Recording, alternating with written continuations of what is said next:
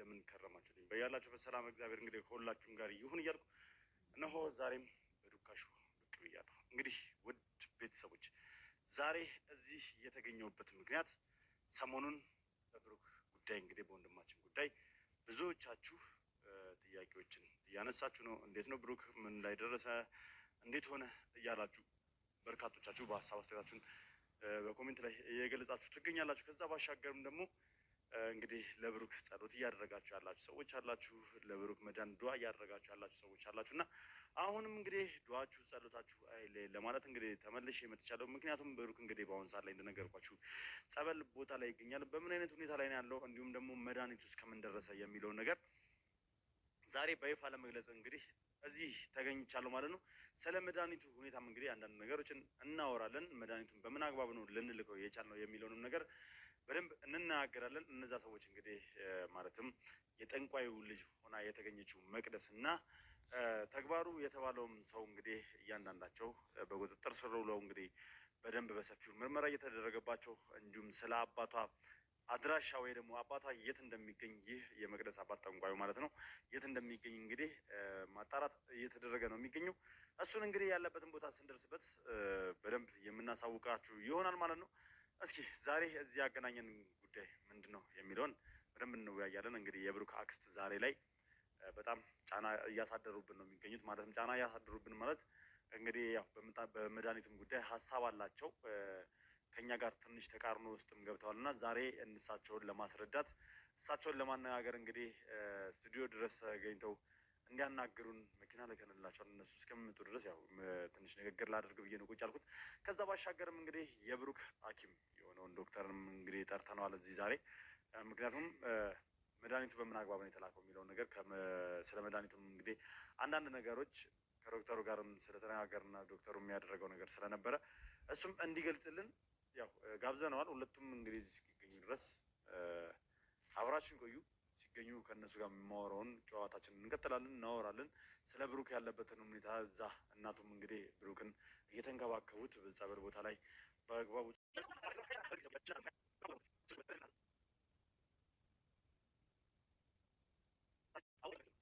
ለእሷ እንዴት ተደርጎ ሲሰጣት እንደነበረ እያንዳንዱ ነገር እንድትናዘዝ አድርገናል። እንኳን ለገና በዓል በሰላም አደረሳችሁ። በመሀል ከተማ ቤተ መንግስት አቅራቢያ ወዳጅነትና አራዳ ፓርክ ፊት ለፊት ከባለ 1 እስከ ባለ 3 መኝታ አፓርትመንቶችን ከ30% ታላቅ ቅናሽ ጋር አቅርበናል።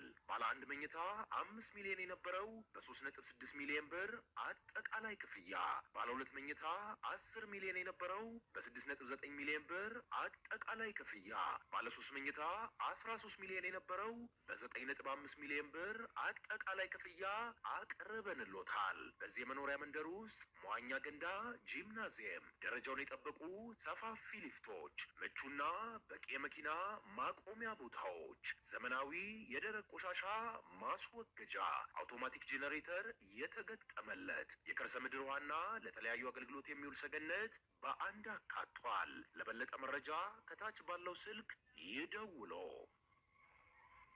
ክርስቲያን ያለው ተጠግቷል። በቃ በቤተ ክርስቲያን ይድናል ብዬ እኔ ተስፋ አለኝ። በቃ ሌላ ነገር አትጨምሩበት ልጄ። እኔ መድኃኒቱ ይቅርበት ነው። አንዴ ይነቃል፣ አንዴ ይመለሳል፣ አንዴ ሰመመን ይወስደዋል፣ አንዴ ይቃዣል። እኛ እኮ በስቃይ ነው ያለ ነው። እናንተ ግን ኃላፊነት ወስዳለው ልጁ ይሙት ካላችሁ አላውቅም እንግዲህ የምታደርጉትን ነገር። ምክንያቱም ይሄ ከስፒሪቹዋል ጋር የተገናኘ ባዕድ አምልኮ ያለው ነገር ነው። ሳይንቲፊካሊ እንደዚህ ነው ብለ የተጨበጠ ላብራቶሪካል የሆነ ሶሉሽን የሚገኝለት ወይም መድኃኒት የሚገኝለት ነው ለማለት ይከብዳል። መሰለህ እናንተ ልጆች ናችሁ፣ ወጣቶች ናችሁ፣ አፍላ ናችሁ። ዛሬ ምን እንደሚሏችሁ ምን እንደሚባል እኮ አታውቁም። በቃ አትፈልጉም፣ ማድመጥም አትፈልጉም። ምክንያቱም ከእንስሳ የመጣ ቫይረስ ነው። በጣም ባዕድ አምልኮም ያለው ነው።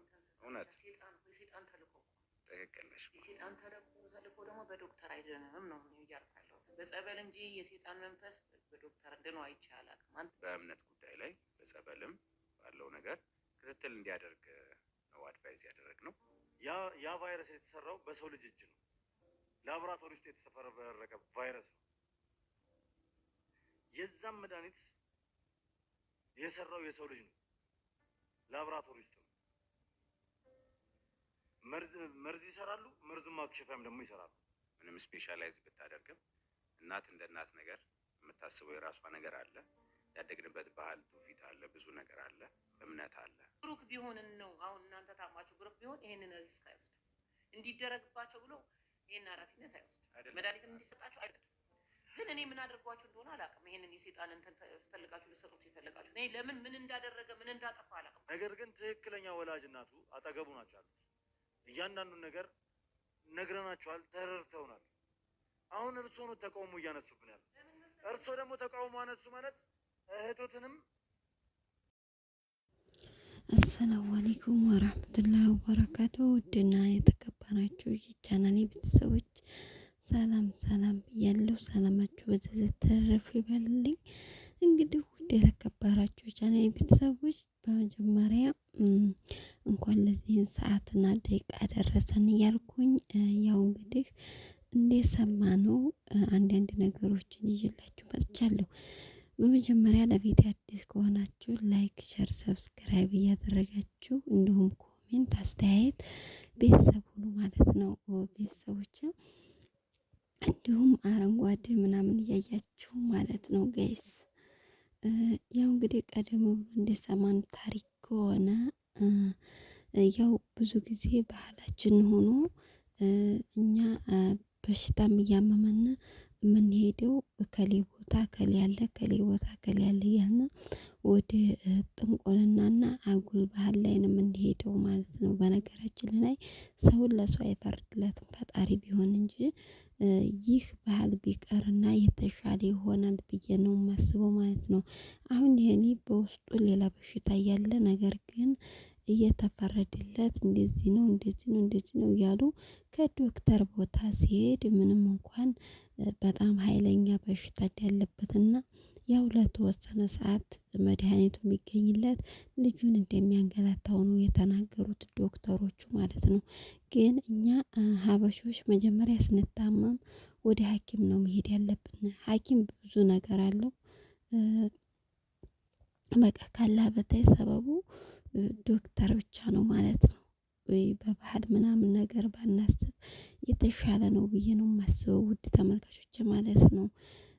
እና ይህ ነገር አሁንም አልቀረም ወይ የሚለውን ደግሞ ያው ባይቀር ነው የተሻለ ነው። ከድሮ እንግዲህ የተሻለ ነው። አሁን ላይ አገራችን አልሐምዱሊላህ ብዙዎቹ ተሸፍነው እንኳን ሌላው ቀርቶ አሁን ውጭ ቦታ እንደ በፊቱ መጨፈር፣ እንደ በፊቱ ሸዋር መውሰድ፣ እንደ በፊቱ ብዙ ነገሮች በቃ ካላህ በታች ማንም የለም ብለው የሚያስቡ እየተስፋፋ ባህላችን ነው። ነገር ግን እንደ ድሮ ባይሆን አሁንም የተለያዩ ስላሉ ነው ማለት ነው እንደዚህ የሆነው።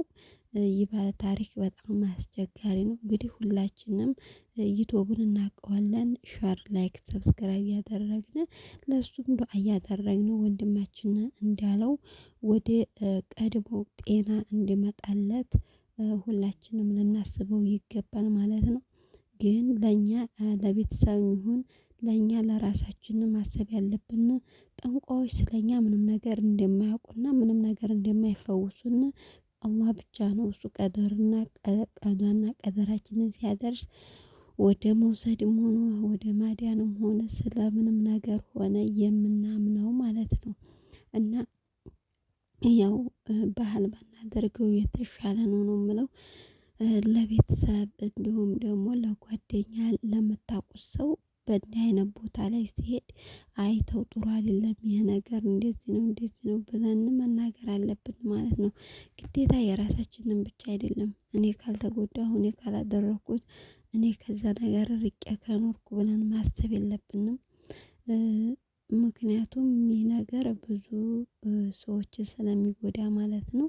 ያው እንግዲህ አሁን እናቲቱ እንኳን ይቅርታ ሲጠይቋት ሰውየውም ይሁን የጠንቋው ራሱ እንዲሁም የጠንቋው ልጅ ይቅርታ ሲጠይቋት እናት ናትና ልጄ ይትረፍልኝ እንጂ ችግር የለውም እኔ ብላ ይቅርታ ተቀብላለች ማለት ነው። ነገር ግን ይሄኛው ወንድሙ የፈለገው ቢሆን ይቅርታ አልቀበልም ወንድሜ ህይወቱ ተርፎ ወደ ቤቱ እስካልተመለሰ ድረስ እኔ ምንም ቢሆን ይቅርታ አልቀበልም ብሎ ያው እንግዲህ ሆስፒታል ነው ያለው ማለት ነው። ሆስፒታሉ እዚህ ቦታ ነው ውድ ተመልካቾች ማለት ነው። ያው እናት ናትና አሁን እሷ የምትለው ምንድነው ያለፈ አልፏል። በቃ እኔ የምፈልገው በስነ ስርዓቱ ልጅ ተመልሶልኝ ህይወቱ በአካል ካለ ምንም ችግር የለውም ብላ ነው የምታስበው። ነገር ግን እነዚህ ሰዎች ተይዘው በቃ አለ አይደለ የሆነ ማስጠንቀቂያ ምናምን ቢሰጣቸው አሪፍ ነገር ነው። ይቅርታ ሲጠይቀው ብቻ ዝም የሚባል ከሆነ አስቸጋሪ ነው ማለት ነው። ብዙ ሰዎችን እንደዚህ እያደረጉ ህይወታቸውን እንዲያልፍ ስለሚያደርጉ ማለት ነው። በማያውቁት ነገር ገብተው በፈጣሪ ደግሞ እነሱ እናንተ ትድናላችሁ ምናምን እንደዚህ በዚህ ነው እያሉ በሽታውን በጣም ስላከረሩት ዶክተሩ ራሱ ያው ቀደም ብሎ እንደተናገረው እንዲያዳመጣችሁት ነው። በጣም የሚገርም ታሪክ ነው ማለት ነው። አሁን ያው እንግዲህ ወደዚህ ሆስፒታል ገብቷል። እየተከታተሉለት ነው ነገሩ መድኃኒቱም ማለት ነው። ያው ትንሽ ያስቸገረው ስለጠናበት ብዙ ጊዜ ስለቆየበት በጸበል ሂዱ ሲሏቸው ይህን አድርጉለት በቤት ባል ሲሏቸው ይሄ ያድነዋል ሲሏቸው ያን ሁሉ ወጪንም ጊዜንም እሱም እየተጎዳ በብዙ ነገር ስለተንገላታ ነው እንጂ ልጁ ግን ያው ይተርፋል ተብሎ የሚታሰብና ከአላህ በታች የሚደረግለትን ነገር እያዘጋጁለት ነው። አሁን ላይ ሐኪሞቹ በደንብ እየተከታተሉት ነው የሚገኘው ማለት ነው። ቤተሰቦች እኛ መጀመሪያ ሳንጎዳ በፊት ምንም ይሁን ምንም ይህን ባህል ትተን ወደ ሐኪሞች መሄድ ያለብን ማለት ነው። ምንም እንታመም ምንም እሱ ድሮ የቀረ ጥንቁልና ድሮ የቀረ እኔ ከአላህ በታች እኮ ሰበብ እንኳን ቢደረግ አላህ በፈቀደልንና እሱ ባሻልን ብቻ በቁርአን አርገን እንትን ማለት ነው ማለት ነው። የተሻለውን ያክል ጂኒ ከሆነ በዛ ማላቀቅ ነው።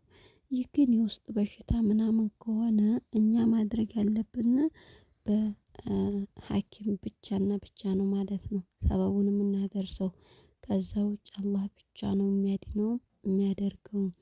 ግን መሸወድ የለብንም። አሁን ሰውየው ምን ሊሆን የሚለውን ደግሞ አብረን በቀጣይ እናየዋለን ማለት ነው። ሰውየው ይቀርባል እያሉ ነው። ምን እንደሚል ሰውየው እንደገና በቁጥጥር ስር ይውላል እያለ ነው ወንድምየው። እናቲቱ ተወው እያለች እየለመነች ነው እንግዲህ እሷ ደግሞ እናት ናትና ልጄ ትረፍልኝ እንጂ ከዛም እንደገና ደግሞ አለ አይደለ እኔ ነኝ እንጂ የሄድኩት እሱ አልመጣብኝም ይሆናል ብዬ ያሰብኩት እኔ ነኝ። ይቅር ባይን